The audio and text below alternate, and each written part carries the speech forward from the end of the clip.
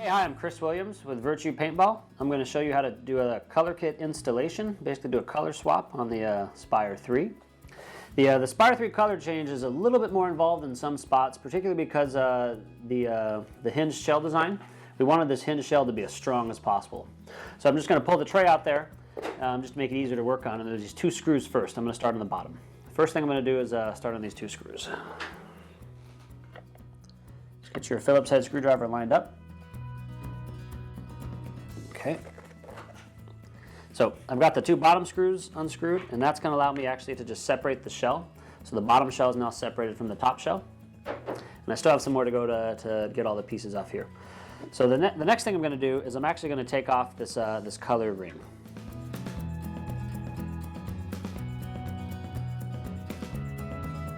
So once you've pulled those back two screws out, this will freely come out here. But you can see on the side there's actually another attachment point here just to keep it securely in. Now this is made of nylon, so it's flexible. You really don't have to worry about anything breaking if you manhandle a little bit. So it's pretty strong. But that just snaps right in there, right? It's just a compression fit and it'll lock back in. You don't have to really worry about breaking anything there. Okay, so those two are loose. Now I'm going to move up here to the next set of screws.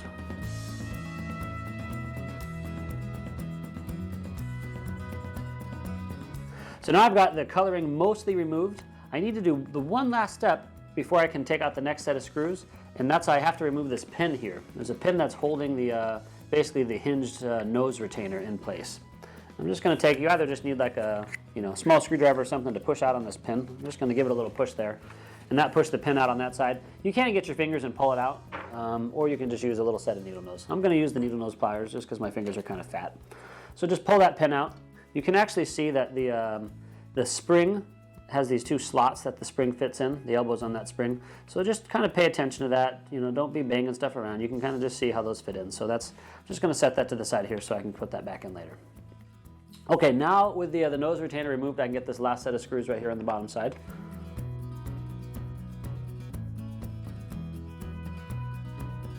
Now that I've got that all removed, I'm going to just jump over to this one. You don't need to do that, but just to get some little parts out of the way, I'm going to just remove these little color badges for the reload indicator. These actually, you just need to give it some force and push in.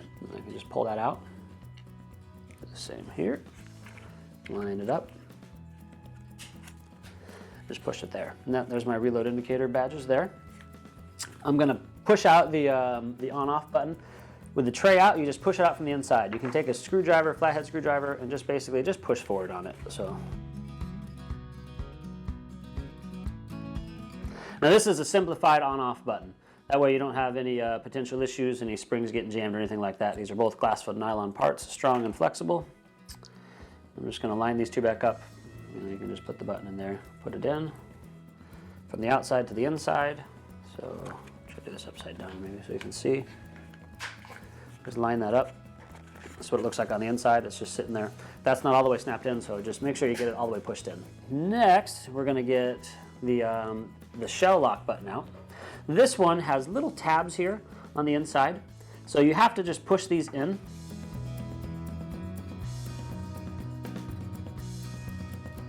There you go. So that button comes right out, and this one goes right back in. You can see there's these little retention tabs, so just make sure that when you go to put it in that you just get it lined up right, so it's centered in, and there you go. So that's in just like that, and that's good to go. Okay, so that button works. That button's all good. Changing the windows, we'll do that next. Okay, the windows is one that, if you haven't done it the first time, it's a little bit of work, but it's not too bad if you can watch someone do it and then you try it a couple times, okay?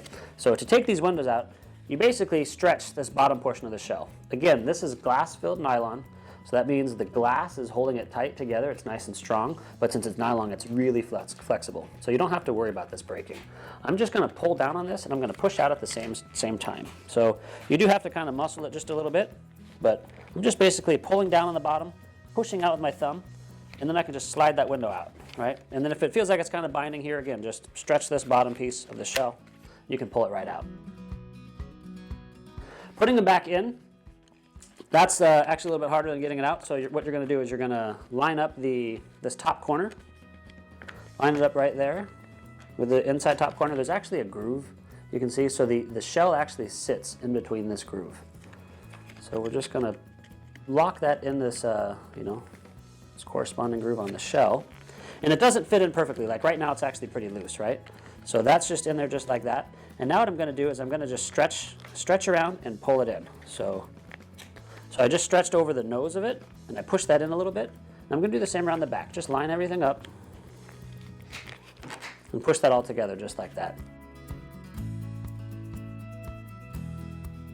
So that's looking nice and pretty with the lined parts. Next step then is we're gonna transfer the lid or the hinge spring from the black color kit to the upgraded color kit that we're gonna install. You can actually just push it out from the inside. There you go. I'm gonna just slide it up in here on this one. So there's a little ridge there. You can see that this pin is going to go on. You want to make sure that the spring is facing the right way. These prongs when they come up should be oriented in this direction, right? And this is just, the spring is going to just latch onto that ridge that's up inside there. If you can see it. Try to hold it up to you so you can see what I'm doing here. So that's just, it should just be, yep, it should just be locked right up in there on that little ridge on the inside. So that spring's in position. Now with the spring in position, before I attach the nose piece, I want to actually attach the color kit to the top shell, right, or the color ring to the top shell. This just locks right in here. There's a little slot there where it fits in. You can snap it all down first. There's these snaps on the side, remember, that we'd pulled off. So that's snap on there. And then we just start putting our screws back in. So these little tiny ones, they go up in the front. It makes sense if you think about it. So you've got the littlest screws, they go in the tightest spot, the smallest spot of it. So there's the small ones in the front, the shortest ones are in the front, and then the longest ones are in the back. All the others are the same. Now the last step here is to take our nose retainer piece, and you've got these springs oriented the right way, and the slots on the nose retainer is just going to line up, and it's just going to interface with that spring. So it just locks right in there. I just gently set it in place. I didn't really push on it. I wasn't really being rough with it. I want to make sure that that spring stays in position, right? It's not going to come springing out at you, but you want the guide holes to be lined up right, so you can just slide this pin right through. So once you've done that, then you can just bring the pin in. Okay, it doesn't matter which way you orient the pin. Just want to make sure that all the holes are lined up. So get that lined up there. Now once you get it through the first slot, then I'm just going to take these needle nose pliers and just give it a little push to help to just guide it through the next part. So it should be lined up. I'm just going to push on it just that last little bit. Oops, there we go. Angle these two pieces together. Just push on them. They fit nice and snug. You can actually even close it and lock it up. It's closed up. We're going to put the last couple screws in. Now we've got everything all installed. We can just go ahead and drop our tray back in. If you want, you can put the color badges on. What you can do is you can take a razor blade, you can get at it with your finger, or just anything that's slim, and just get in under there and just peel this up. So I just have it just like a razor blade. You can grab the edge of a knife. I'm gonna just, at that point, just grab it with my finger and just pull it up.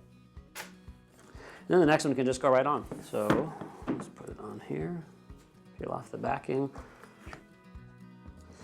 Easiest way to get it on is just line up one side first. So that's how you install the Spire 3 color kit. Now you know.